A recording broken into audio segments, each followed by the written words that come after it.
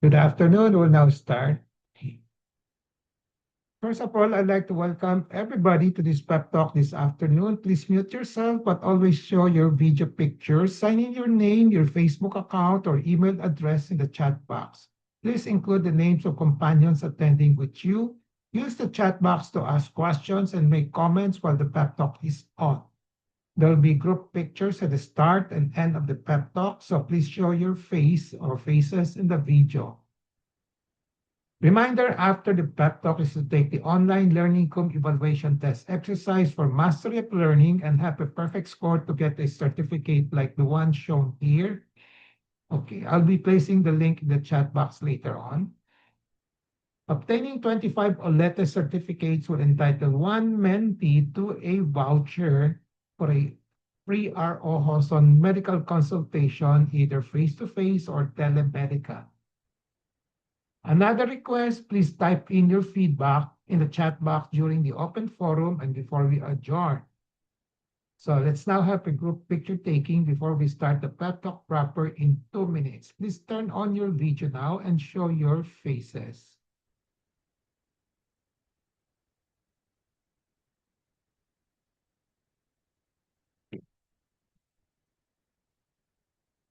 Okay, ready? 1, 2, 3.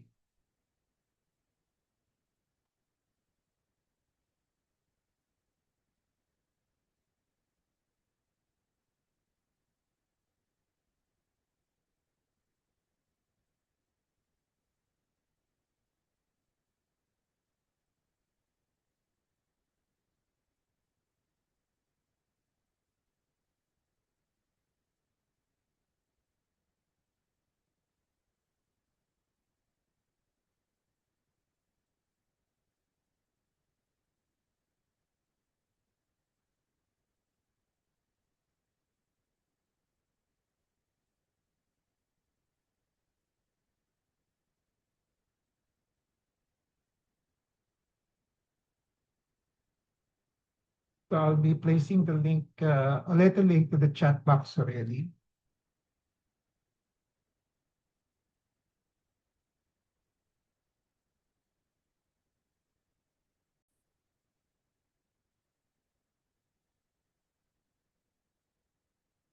I have a patient empowerment program in which I'd like to empower the lay people or patients to take control in the management of their health. I started the pep talk on May 15, 2021, during the COVID-19 pandemic. There are 3 courses in the pep talk. I completed the core course on October 9, 2021. Here shows the contents of the core course. And then on October 23, 2021 onwards, I've been tackling health disorder and health issue courses. May 17, 2025 marks the start of year number 5 and of the RO Hoson Pep Talk. So by today, we will be reaching the end of our 5th year. Next week, we will start with the 6th year of the Pep Talk. How long the pep talk will last will depend on our enthusiasm, discipline, and perseverance. My pep talk today is entitled Why Weight Monitoring and Management and the RO Hoson Way of Doing It. The empowerment objective is for the lay people to have a basic understanding of the importance of weight monitoring and weight management in their health management. The contents of this particular pep talk this afternoon will be the following. What is weight monitoring, weight management? What is the most practical and easiest way to calculate for the normal or ideal body weight? Why is it important to do weight monitoring? How often should weight monitoring be? And what are the tips for effective weight monitoring? What are the basic principles in weight management outside a medical disease, yung walang sakit? And what is R.O. Hoson's way of weight monitoring and management, a sharing of experience? A disclaimer, the R.O. Hoson Pep Talk contains the R.O. Hoson's thoughts, perceptions, opinions, and recommendations, or TPORs, culled from the experiences of R.O. Hawson and writing of other health professionals.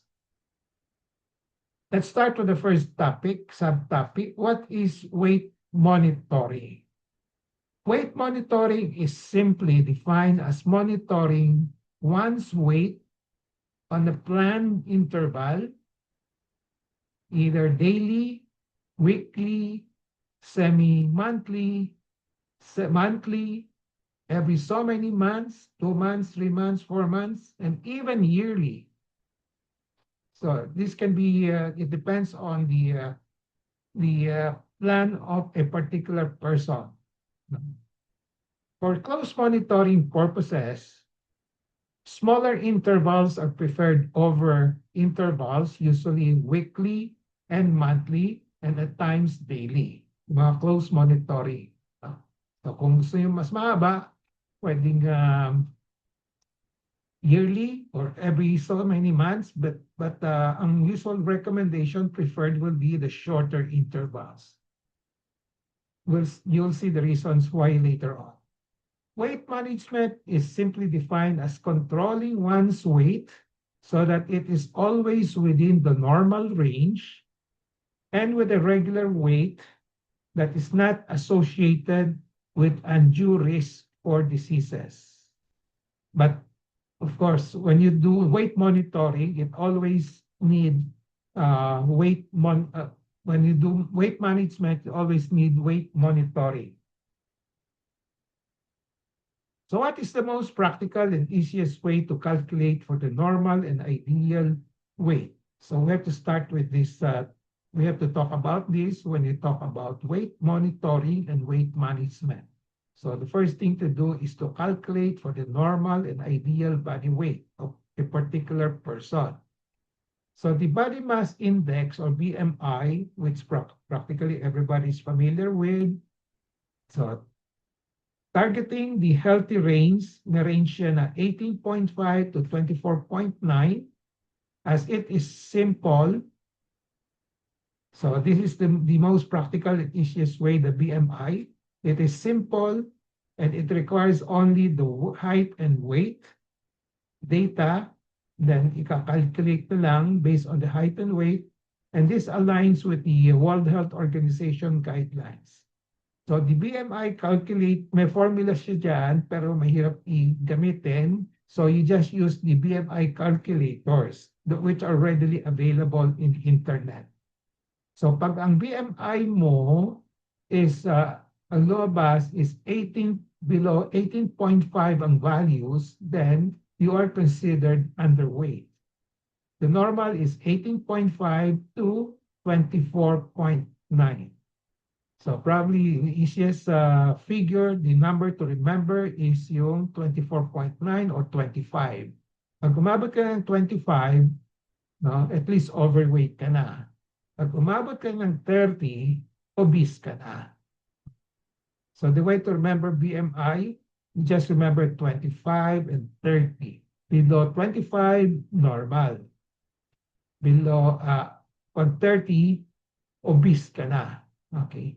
So yung iba, underweight is not so common naman. No? So just remember yung overweight.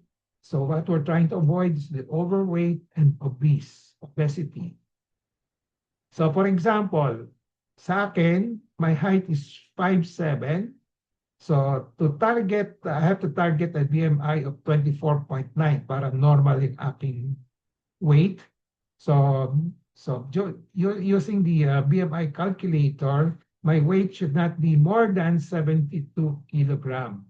Otherwise, if lumampas ako ng 72.72 kilograms, let's say 73, which I am right now, medyo tumataba na ako, so I'll be considered as overweight and obese.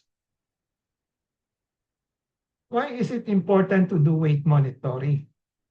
The importance of regular weight monitoring lies in its ability to help individuals, number one, to track the health changes. Number two, detect potential issues early, baka may sakit. And number three, to maintain a healthy lifestyle across all ages. So these are the three main reasons.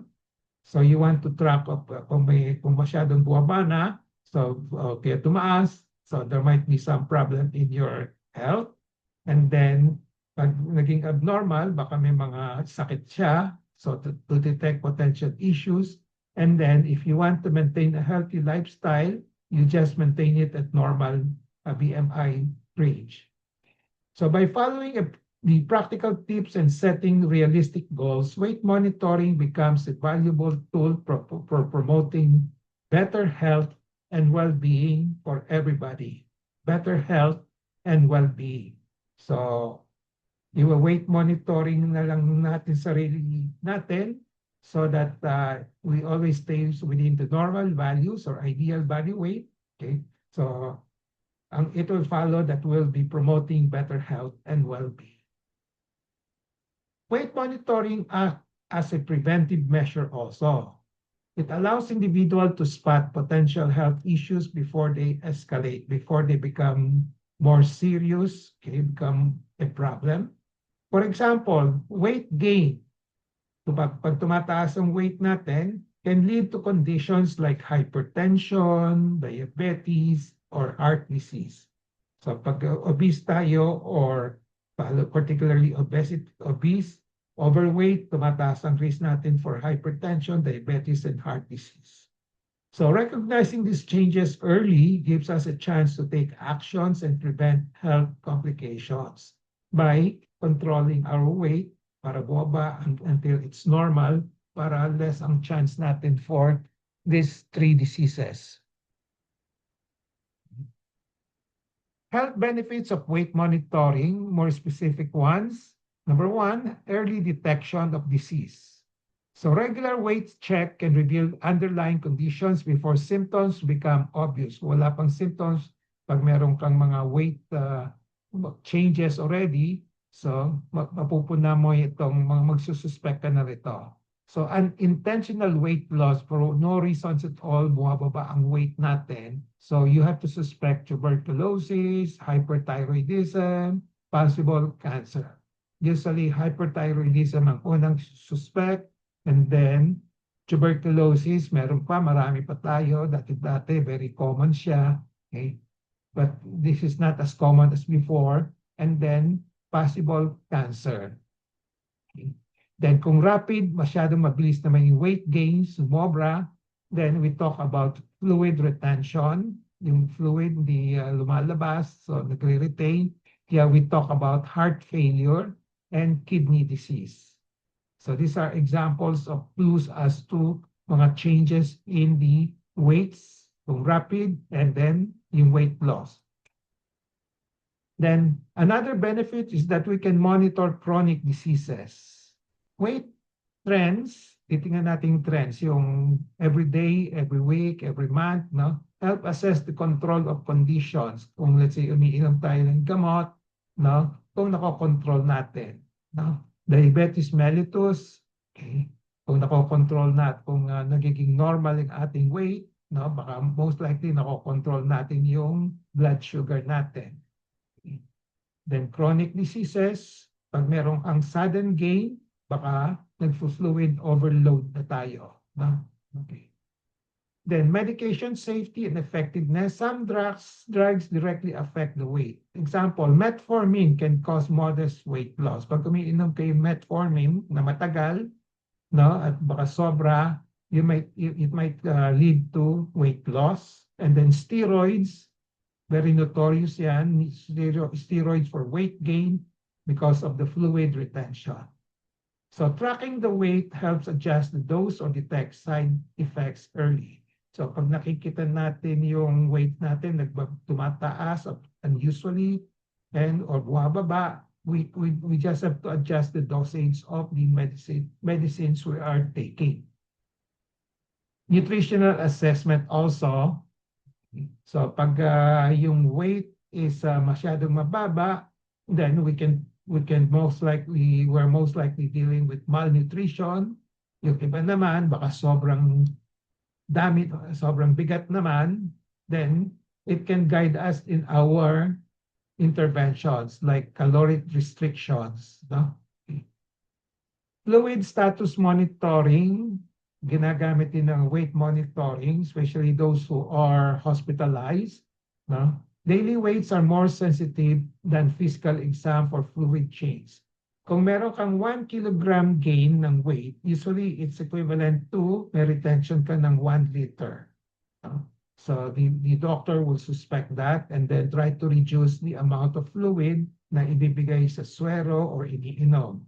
So this particular monitoring of the weight in terms of fluid status is very important sa mga may sakit sa heart, those who are in dialysis, and then doon sa mga bagong opera.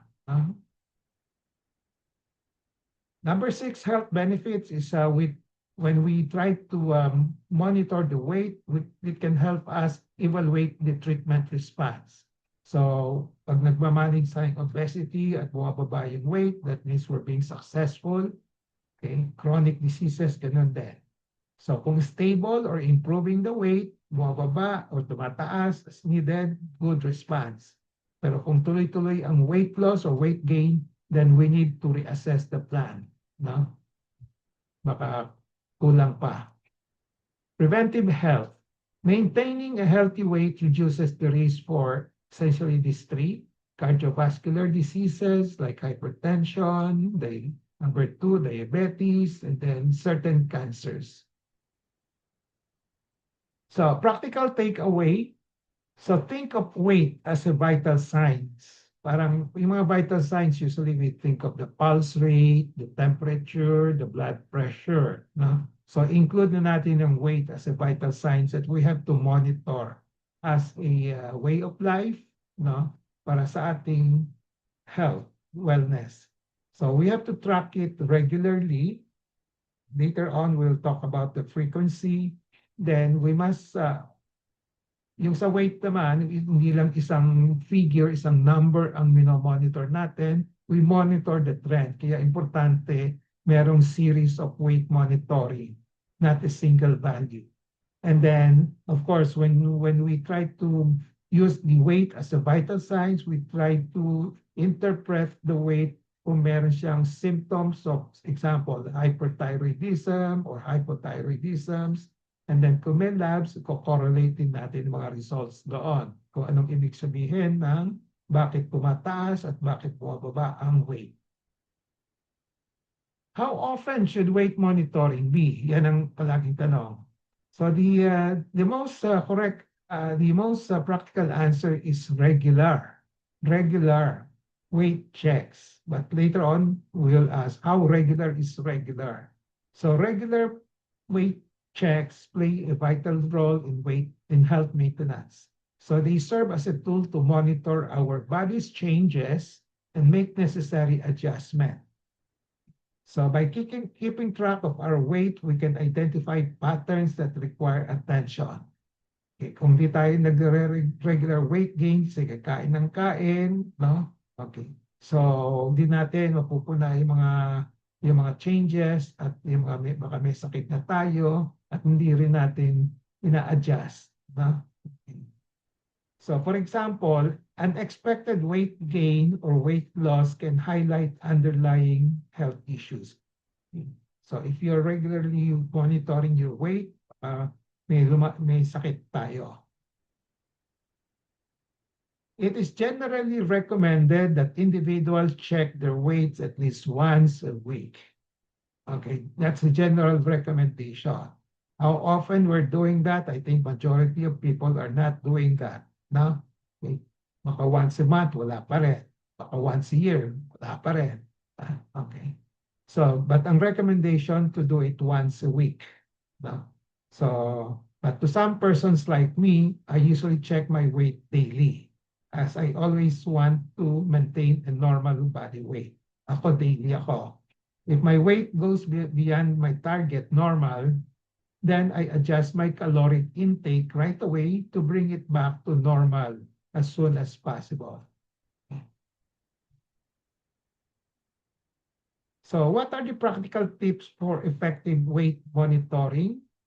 Effective weight monitoring can lead to better health outcomes and help individuals stay on track with their wellness goals. Yan ang overarching goal, objective.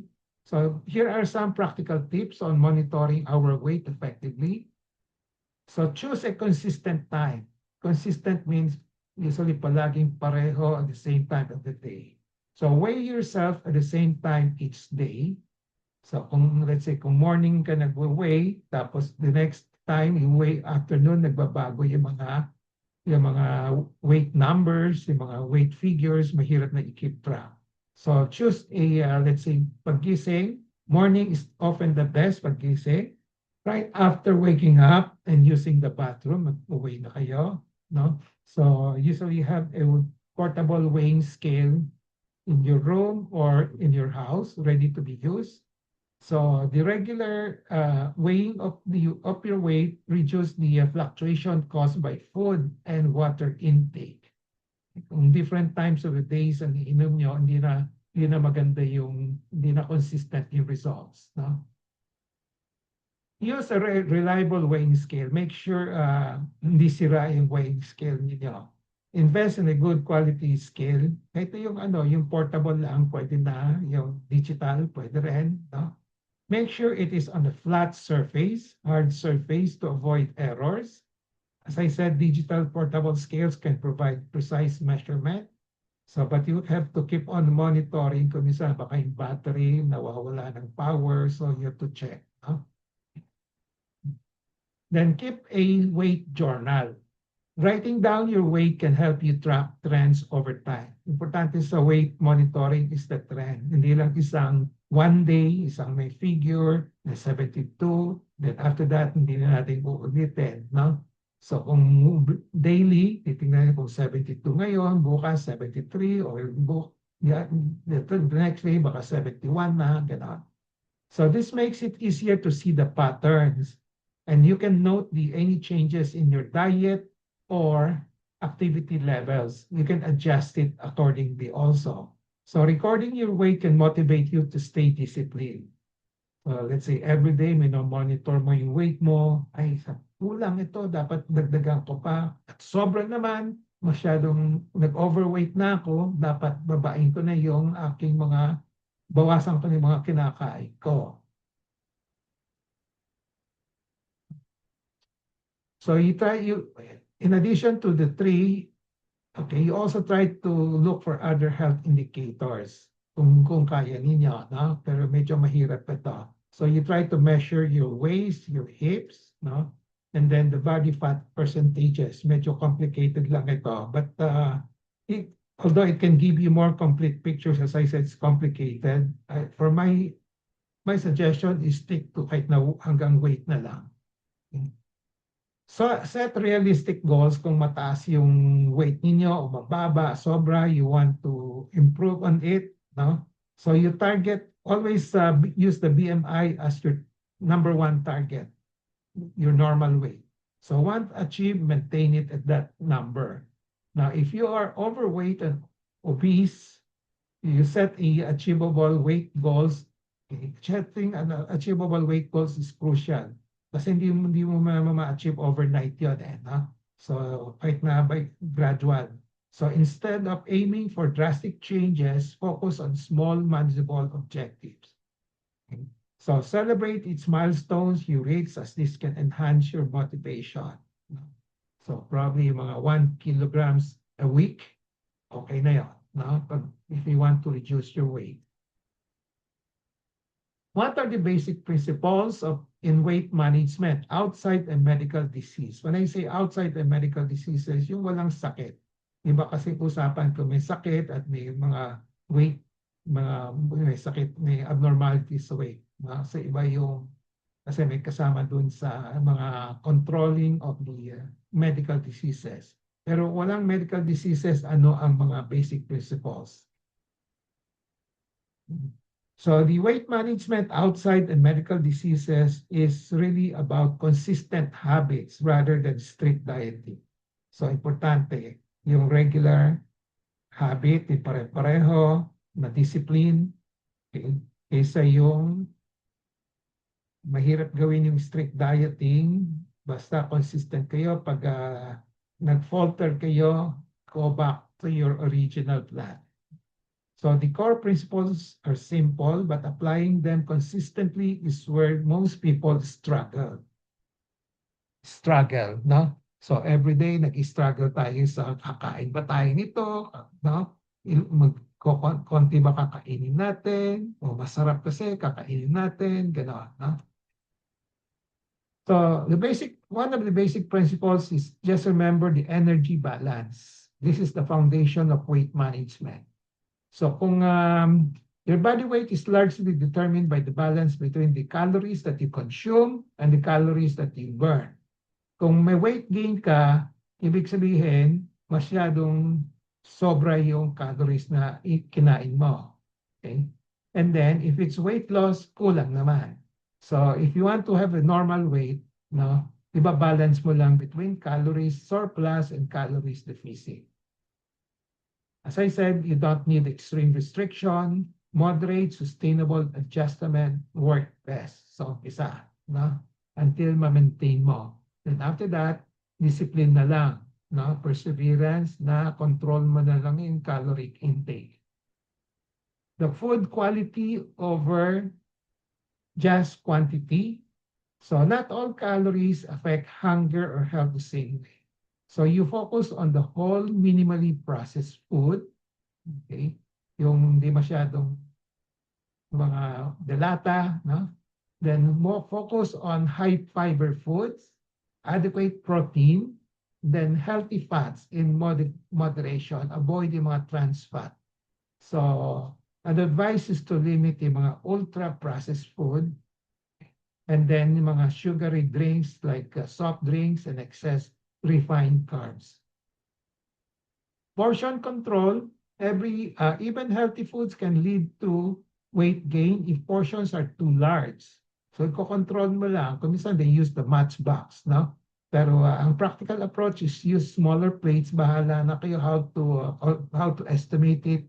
Okay? Err on the side of konti lang. Pag ginutom kayo, konti lang kinain nyo, pwede pang dagdagan later on. Pero pag para sobrang overeating ka naman, that's bad. It's hard to burn the calories now. Okay? So eat slowly, okay? And then stop yung when you are comfortably full na. Huwag yung punong-puno. No? As I said, pag kulang, pag ginutom pa kayo later on, early, pwede pa kayong kumain ng konti. No? Regular physical activity. Exercise support weight management and overall health. So aim for aerobic activity like walking, jogging, and cycling.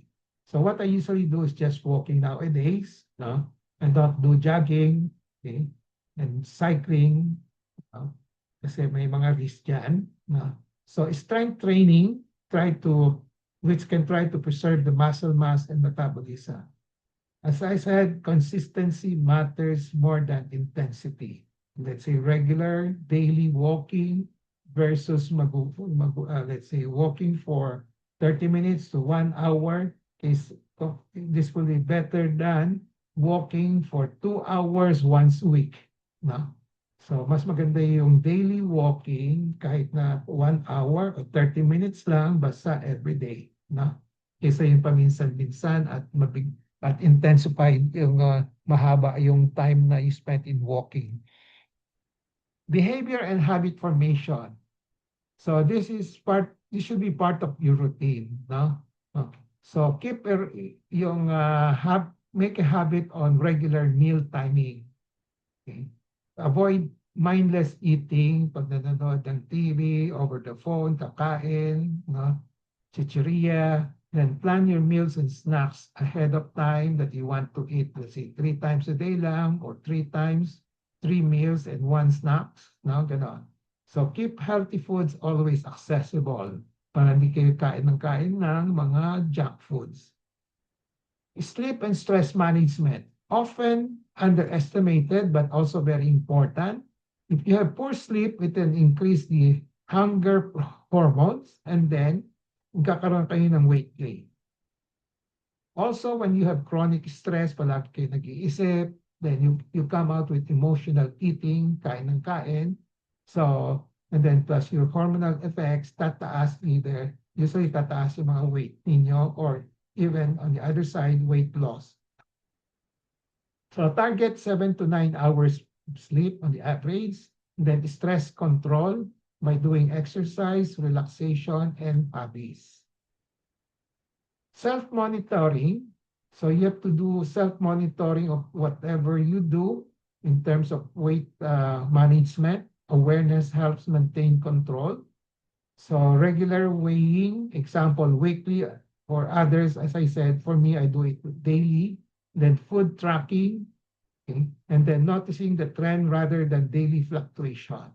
So kung tumaas ng konti today, hindi ako masyadong worried because the next, I'll wait for the next day, baka bumaba na. Pag bumaba na, okay na. No? Consistency over perfection. Nobody's perfect. Basta importante yung mga regularity, laging ginagawa. So extremes are usually frowned upon. Extreme diet usually fail.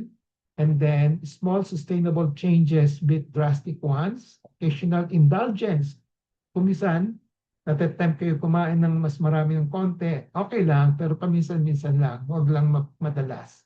Focus on long-term patterns, not short-term results. Environment matters. Your surrounding influence your behavior.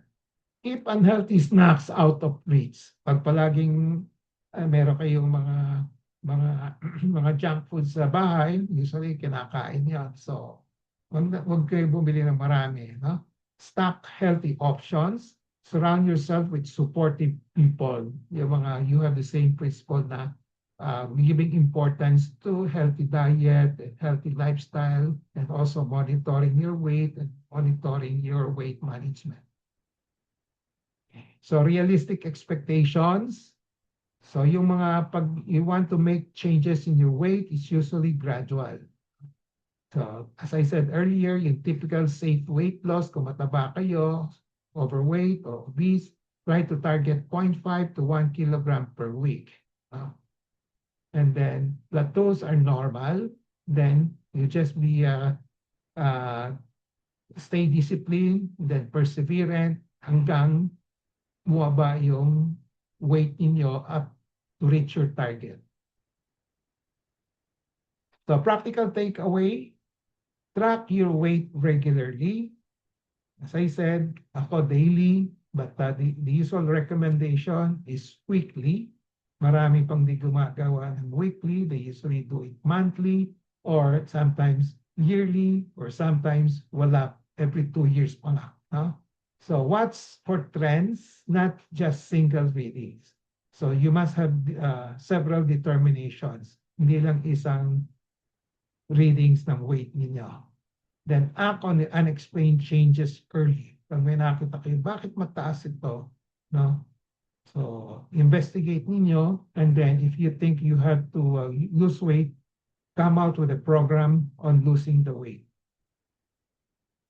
Now, what is my way of monitoring and management?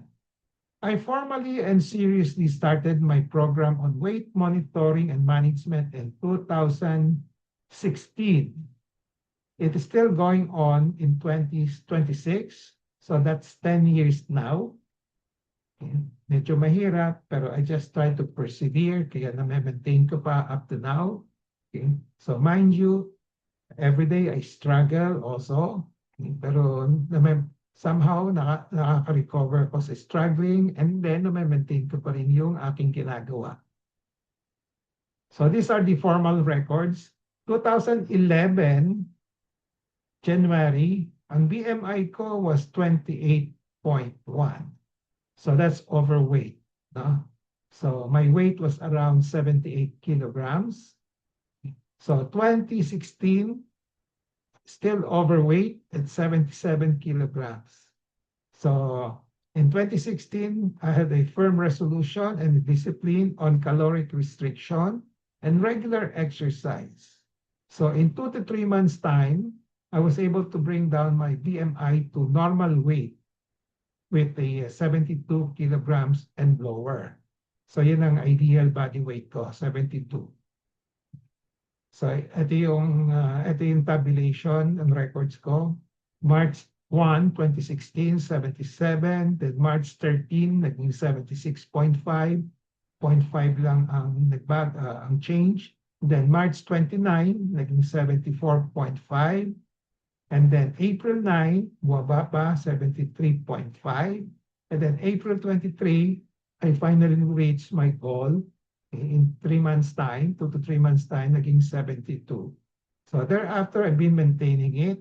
Pero of course, every now and then, tumataas pa.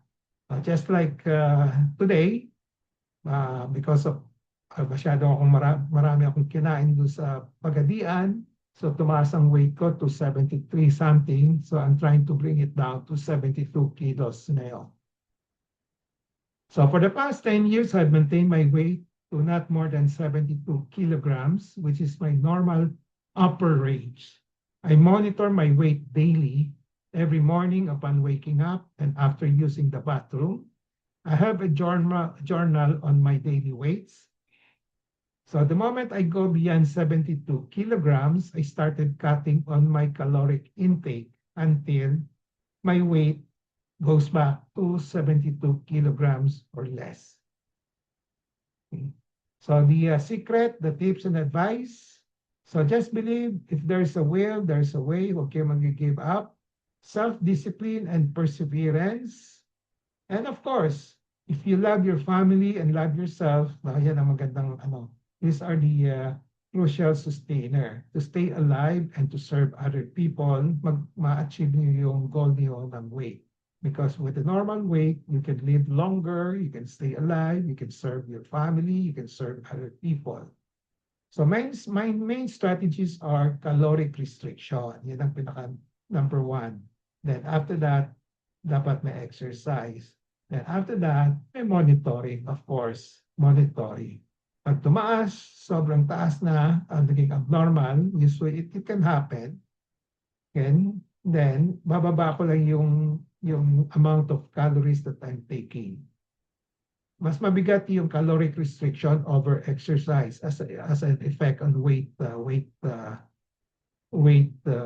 reduction. So what are my other tips? Have a weighing scale at home. Weigh yourself every day upon waking up in the morning, before drinking, and before eating. List down your weight every day. So at the end of the month, get the range. Just get the range na lang. Or if you want, you can add the 30, 31, then divided by the sum divided by 30 or 31. Yan ang ginagawa ko dati, pero it's got very tedious kasi Yung ginagawa ko na ngayon, I get the average. Tinitingnan ko na lang kung ano yung pinaka-mode of my weight. So if you're going beyond the upper limit of your normal weight, even on a daily basis, so not waiting for the end of the month, make a resolution right away to cut down on your caloric intake as soon as possible so that you can return to the weight within the normal range as soon as possible also. So example, my ideal weight at a normal BMI of 24.9 is that I should not go beyond 72 kilograms. So on January 31, 2024, I registered a weight of 73 kilos. So ito yung one of those days na tumataas yung aking weight, no? So noticing this increase over my target, I resolved to cut down on my caloric intake in the next meals. So today, in breakfast, lunch, and dinner. So I hope by tomorrow, February 1, 2024, my weight will be below 72. So basically, my weight and waist watts program consists of the following. So I monitor my weight to ensure that it is always within the normal range and to adjust my food and caloric intake as indicated. I can say it's as simple as that, pero you have to persevere. Kung minsan nag-struggle tayo, but human being, kung minsan nagfo-falter lang tayo. So I like to be a light and salt on this program. I hope to be a role model. I will have some disciples on this from you. I had one documented in January 3, 2024. So this came from a doctor. I retrieved some past ones, but I resolved to document more in the future. So at the very least, I have one disciple documented on records. Nakalagay dito. Si Dr. Lopez, si colorectal surgeon, sabi na, gumagaya lang po ako sa inyo. Happy New Year. So, nilis down yung weight niya, bumababa ang weight niya. Okay. Summary and takeaway, I presented all this data, this information, these topics. What is weight monitoring, weight management?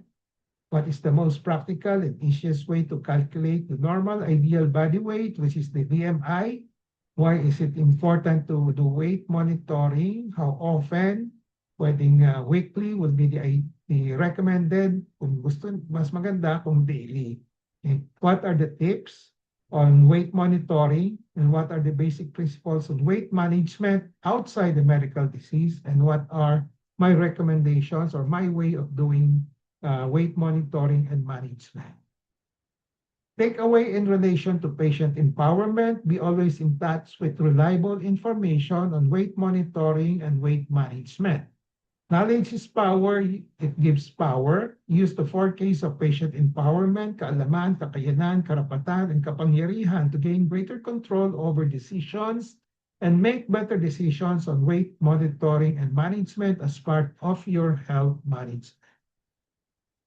With that, I end my pep talk today. I hope I have empowered you to have a basic understanding of the importance of weight monitoring and management in your health management.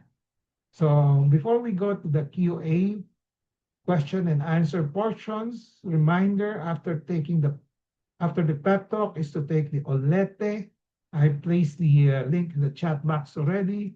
And then obtaining 25 Olete certificates will entitle one mentee to a free voucher for a RO Hosan medical consultation, either face-to-face or telemedical. There were a lot of patients who have availed of this already. Now, the other request is that to type in your feedback in the chat box during the open forum and before we adjourn. So let's now have a group picture taking before we start the question and answer and interactions. Please turn on your video now and please show your faces.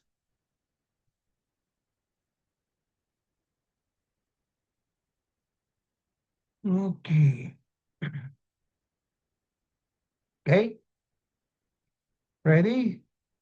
1, 2, 3.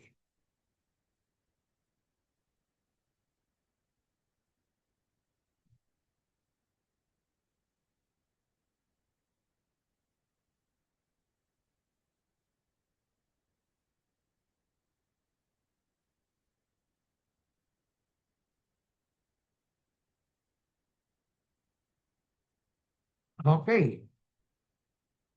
So the floor is now open for questions. If you have any on the topic on weight monitoring, weight management, and you can share also your experiences, and then you can have some consultations with me on weight management. Okay.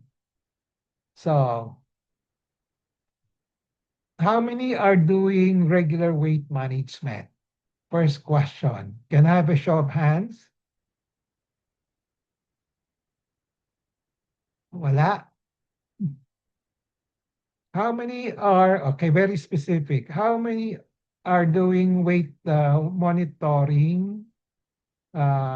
Weight monitoring lang, ha? Kinitimbang niyo sarili ninyo mga once a year.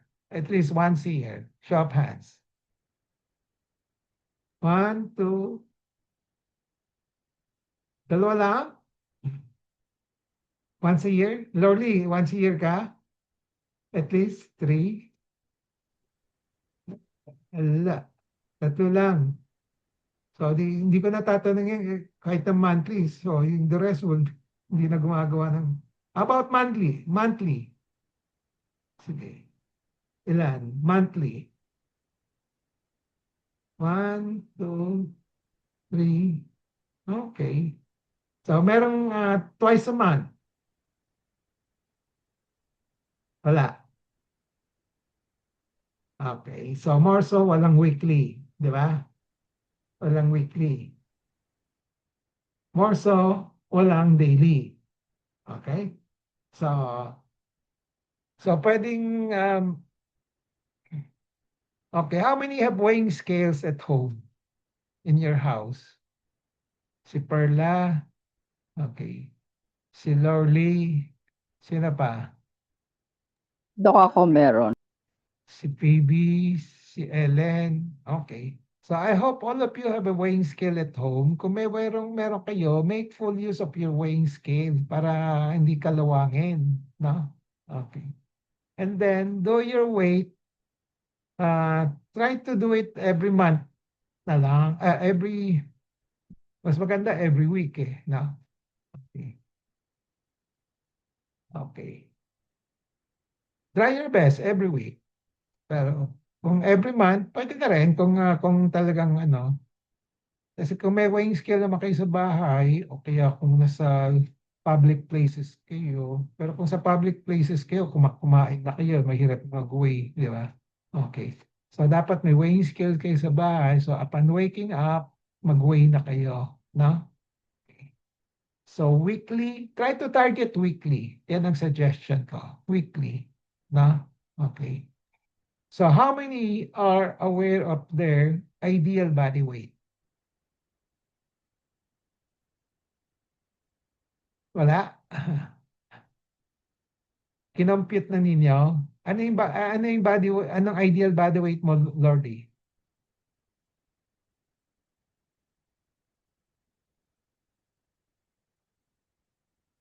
Unmute ka sarili mo. Unmute. Okay. 49 to. Anong computation mo sa BMI mo? Inano ko lang, Dok, 49 kilos lang. 49 kilos. Opo, tinitingnan ko Okay. dyan sa ano. Kinompute, binase mo sa BMI mo, no? Opo, Okay, good. Anong height mo? 4'11". 4'11", yeah. So, pwede, na? Okay. Ako kasi 5'7", 72. Kung height mo is 4'11", yeah, pwede. Ano, okay. So, sino pa? How many are aware of their ideal body weight based on the BMI? So kasi that's the first thing that you have to do. Ano ba yung ideal body weight ninyo? So gusto ba niyo basta titingnan na lang yung sarili niyo, sabi ay mataba ako, ay payat ako, ay ano sa tingin lang. Okay. So to be more accurate, i-weigh na lang yung sarili niyo na may BMI, no? So, okay. Annalyn, ano yung BMI mo? Weight mo? Unmute ka, Annalyn. Yan. 70 po. 70 kilos. Okay. Opo. Sigurado ka ba? Opo, ano po bang formula para makuha yung BMI?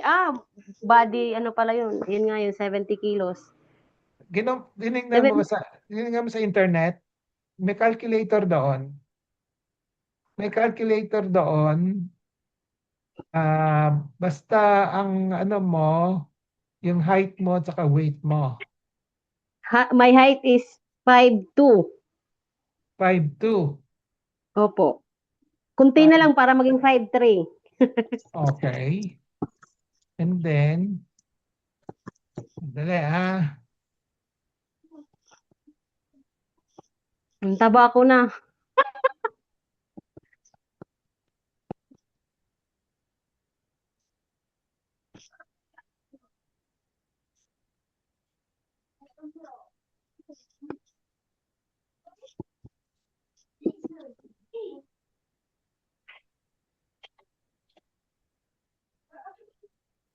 Nakikita ninyo ang BMI calculator? Nakikita niyo? Opo. Sige, Annalyn, anong age mo? 38. 38. Opo. Female. Anong height mo? 5'2". 5'2". And then, anong weight mo ngayon? In terms of In pounds. kilos is, I don't know pounds. 70 kilos in kilos. Ha? Pounds. Ilan? 70 72. kilos po. 72 times 2.2, di ba? Opo. Ilan yon? 8, 70 times 2.2, 158, 154 pounds. 150, 4, 158. 158 58. pounds. So, ika-calculate natin, ha? Okay. Overweight ka. Okay? Nakita mo ito? Nasa 28.9 ka, Annalyn. Annalyn? Annalyn? Nakita mo? Body mass index. Okay. Hindi sumasagot si Annalyn. So, pero anyway, nakita ng iba. So, you just use this calculator. Kung 5 feet 2 inches siya, okay, 158 siya ngayon, pounds, ang BMI niya is 28.9. So, overweight siya. So, dapat andito yung BMI between dito within 18.5 to 25 na gano'n, na. So dapat kung para maging normal siya, ang weight niya, sabihin natin 140. Tingnan natin. Calculate. Mataas pa rin. No? 25. 135. Ayan. 135. Annalyn, dapat yung ita-target mo 135 pounds. No? Okay. So in terms of weight, kilos, 2.2, mga 60 kilos. No? So yan ang ideal body weight mo. Okay. So who else would like to try? Lorly, ilang sa'yo? Anong weight mo, Lorly? Subukan ko nga.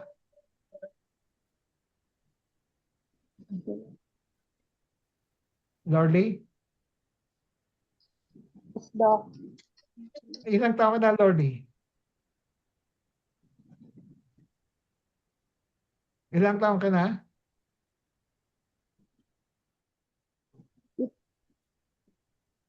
Naririnig mo ako?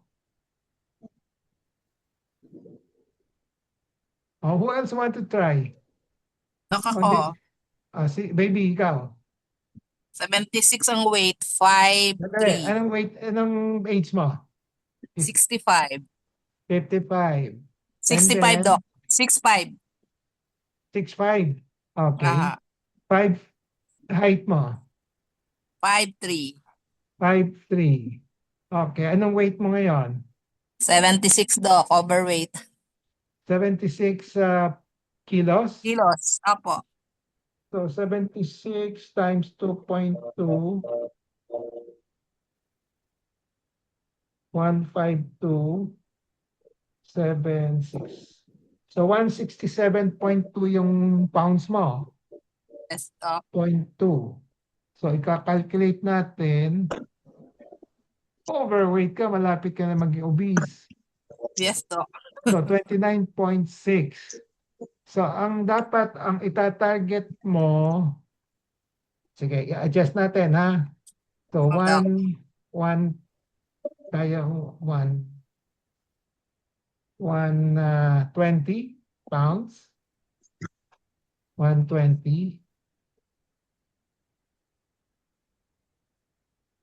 Ay, mababa masyado. Normally 120, okay yun, pero masyadong mababa. 130.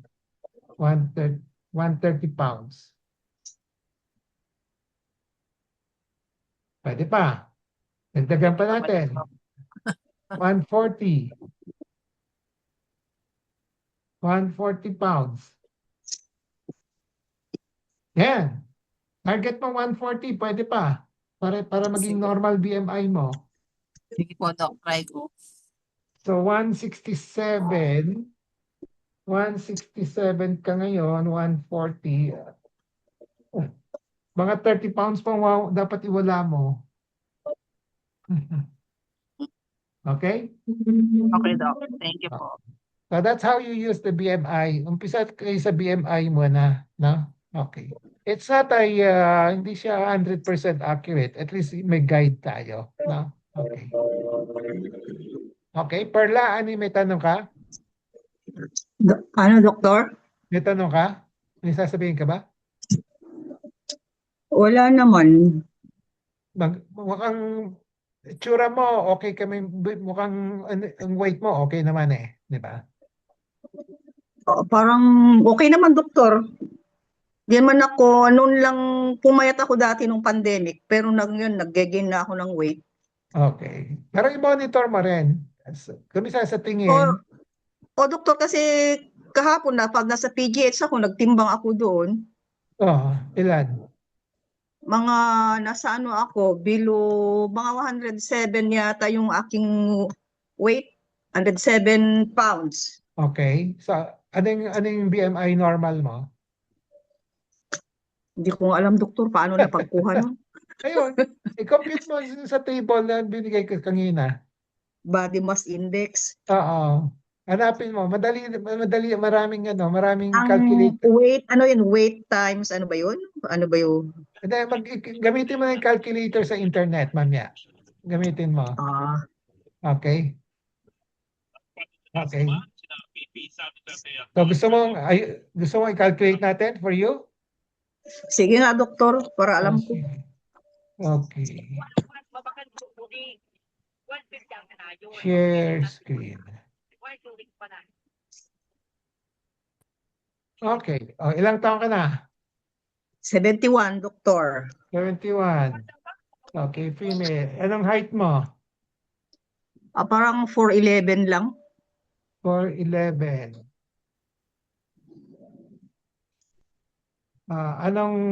Anong weight mo ngayon? 100 pounds? Weight ko is 107 pounds.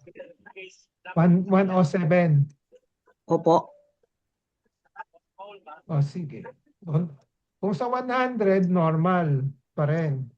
107, Overweight na. normal pa rin. Okay, normal. Normal. So, pwede ka pang magdagdag ng konti kung gusto mo. Mga ilan ba ang normal, doktor? Mga 90 to 110 yata yan eh. Ganun ba yun? Pwede ka pang umabot ng 120 pounds. 120? Kasi ito, kita mo, 4 feet 11 ka, di ba? 4.5 ang 4'11. height niya. 4 Tapos feet ang weight niya 11. is 105. Ang weight Yung niya, weight niya. 105, nasa normal ka na. Pero kung gusto mo konti, pwede rin. No? Pag tumaba pa kunti, pwede rin, doktor. Huwag ka lang lalampas ng 120 pounds. Okay? Kumbaga, pwede pang magkakakain. Pwede pa. Pero kung sanay ka na Iniiwasan ko yung mga matatamis eh. kung sanay ka na dun sa weight mo, doon ka na lang, steady mo na lang yan. Mas O nga, maganda. doktor, sanay na ako eh. Wag mo nang pataasin hanggang 120. Kasi minsan pag tumaas ng 120, mahirap na ibalik. Ay, maano na yun, 120, parang ano na yun. Pero kung sa 120, nasa normal ka pa rin. 20, kasi nakikita mo ito yung calculator ko. Ito, Opo. nasa 24.2 ka pa eh, no? Pwede pa, nasa normal Teka nga, range ka pa. picturean ko nga yan. Picturean ko nga, doktor. Picturean mo, sige. Oho, yan. Screenshot mo. Sige, doktor, thank you. Okay? Opo. Okay. So, marunong na kayo mag-compute ng BMI, paki-compute na lang. My advice is start with your BMI, check yung normal weight ninyo, and then i-target niyo yon, no? Okay. So, come out with a program na kung overweight kayo, i-reduce ninyo. Kung normal ang weight ninyo, i-maintain ninyo, no? Okay. So, have a regular weight monitoring, no? So, kung gusto niyo weekly, okay lang. Kung gusto niyo daily, mas maganda, no? Para ma-adjust ninyo, no? Okay. Basta may weighing scale kayo sa bahay. Ako may weighing scale ako sa kwarto ko. Pag moment pagising ko, niweigh ko na sarili ko, no? Okay. Okay. So, any more questions? Any more sharing of experiences? I hope magagawa ninyo para umabot kayo ng 70, 80, okay? Sana humaba ang buhay ninyo, no? Okay? Opo. Hopefully, Doctor. Okay. Minsan, Dok, hindi maiwasan eh. Oh, hindi maiwasan. Ano Discipline yan? na. Self-discipline. Self-discipline na lang, Doctor. Discipline. Kaya sabi ko, if you love yourself, Yes. Para long life. if you love your family, kung ikaw namatay, kawawa naman yung iiwanan mo. Di ba? Kaya nga. Okay. Kaya nga po. Yan ang dapat ang approach. If you love yourself, magiging sakripisyo ka, no? Okay. If you love your family, sakripisyo ka pa rin. Hindi na. Okay. Hindi ko na tuloy alam ko. Kung umabot ka na ng 70, 80, okay na. Kung ayaw niyo yung mag-ano. Tinatanong ako kung hindi ako makasagot. Wala. Nawala Okay. ako bigla. Okay. 70. So, 70. Parang Nasagot ko na average yung lifespan. Pero may Nasa bonus year ka na, Perla, di ba? Nasa bonus ka na. May target pa ako, Doctor. Hopefully, hindi na.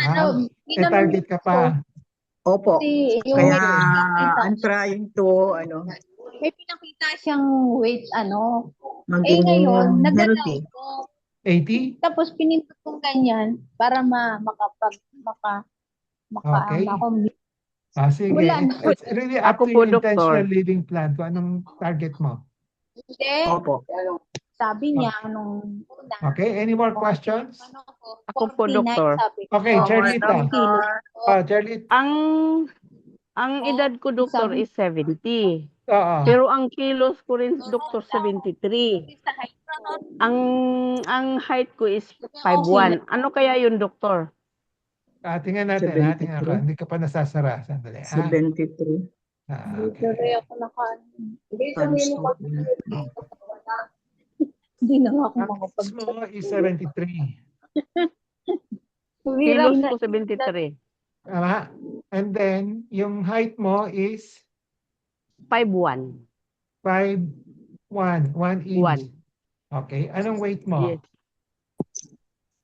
73 nga po. Ang edad ko 70. Edad mo 70.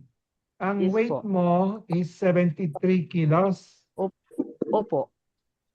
73 times 0.2. 73 times 2.2. Sino magaling sa math? 160, Doktor. 160. 160.6 kasi 73 siya. 73 eksakto. 160. 73 times 2.2 pounds. 160.6 pounds yan, 6. no? Opo. Okay? Okay, nakita mo itong natin, Charlita? Ika-calculate Opo, Dok. natin, ha? Ipe-press ko Opo, ito, Dok. calculate. Opo. Tumatakbo na siya. na makita. Sa obese Dapat ko. ayaw. Ubis na, Doktor? Oh, ayan, oh. Nasa yellow Sa ka, eh. 70, Nasa obese ka. anong gawin ko, Doktor? Magbabawas ka ng pagkain. Kahit naman nagkukunti na lang ang kinakain ko, Dok, parang sa tingin ko, ganun pa rin. Nag-exercise ka. Exercise din po, Dok. Ha? Nag-exercise din po. Baka kulang pa. Kulang pa yung bawas ng pagkain. No? Sa umaga at sa tanghali na nga, sa alas 10 na nga lang kain ko at saka kunting-kunting kanin ko lang, Dok. Kung bakit ito? Subok pa. Basta ngayon, alam mo na kailangan mo mag-reduce. Kasi kung meron yung willpower, kumisan, na-influence yun, bababa yun. No? Okay. Opo. So, Ano so bang ngayon, ano bang kilos po ang dapat pa kailangan ko, Dok? 73 kilos na ako.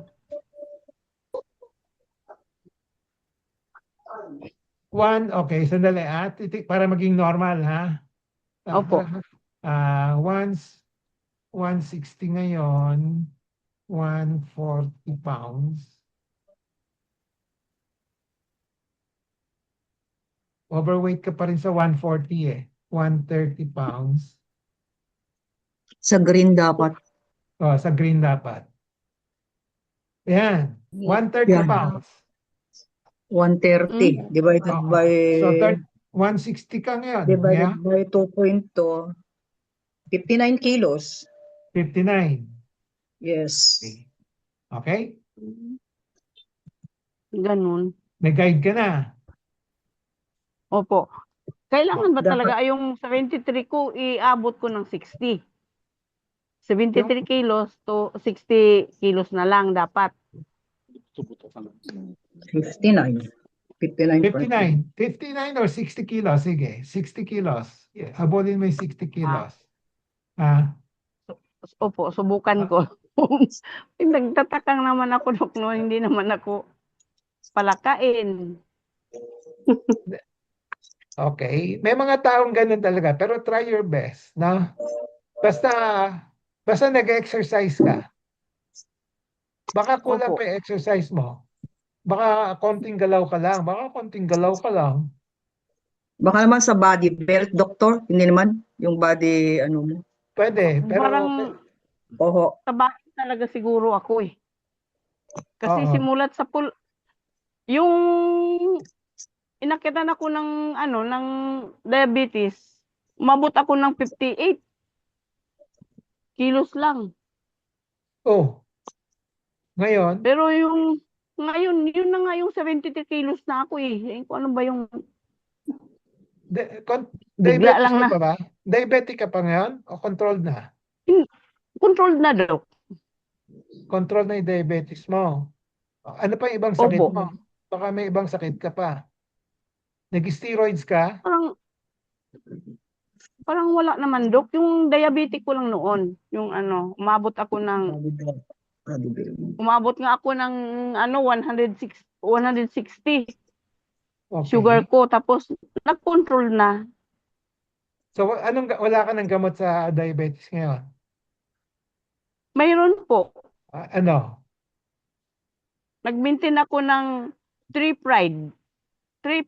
Pride 2. Okay. Ano pang ibang sakit mo bukod sa diabetes? Wala na. Hypertension, meron. Wala naman po.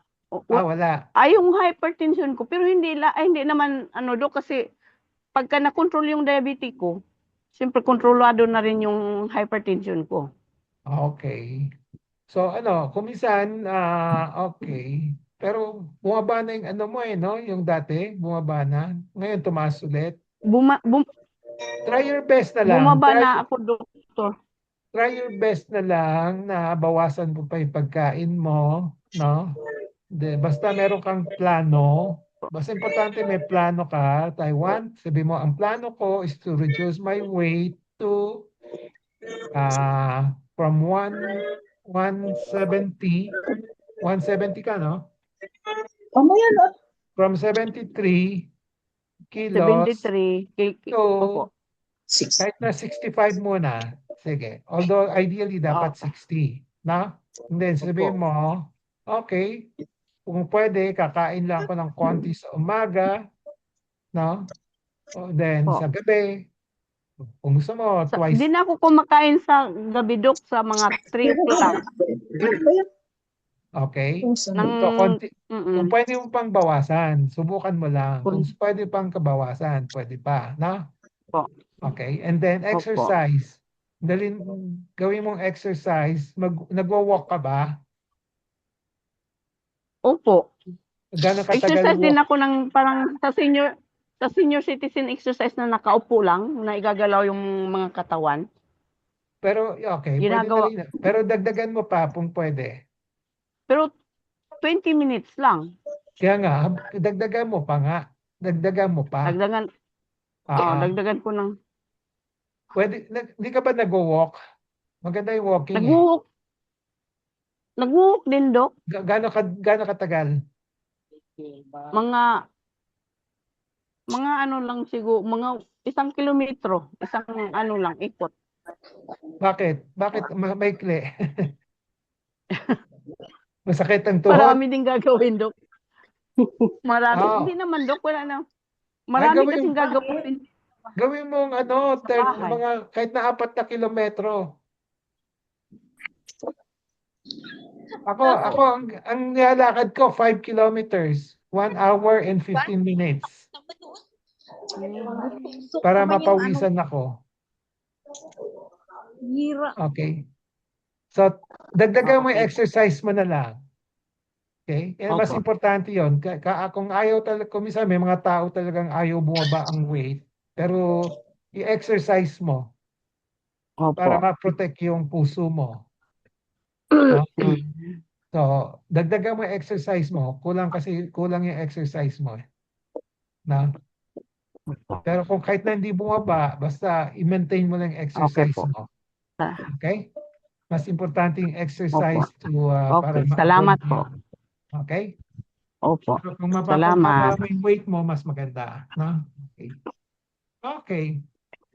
Any more questions? Good. At least next time, pag nag-report si Charlita, mababa na yung weight niya. Okay. So, okay. Kung wala nang other questions, sharing, we'll call it a day. Well, okay. Ang tanong ko sa inyo, 6th year na tayo next week. Tutuloy ko pa ba? Pep talk? Yes lang po, Doc. Opo, Doc. Tuloy Okay, pa? Doc. Thank you. Opo, Ay, Dok. tama na yun. Opo. Okay po. Okay. Sige. Sige, Thank you, Doc. maghahanap ako ng magandang topic next week. Okay. Okay. So we'll see each other next week. Have a nice weekend, everybody. Okay, Doctor. Happy Mother's you po, Day to all Doc. mothers. Maintain your normal body weight. Mother's Body Day. weight. Annalyn, Happy body weight. Mother's Day to my fellow mother. Bye-bye. Okay, Bye-bye po, Dok.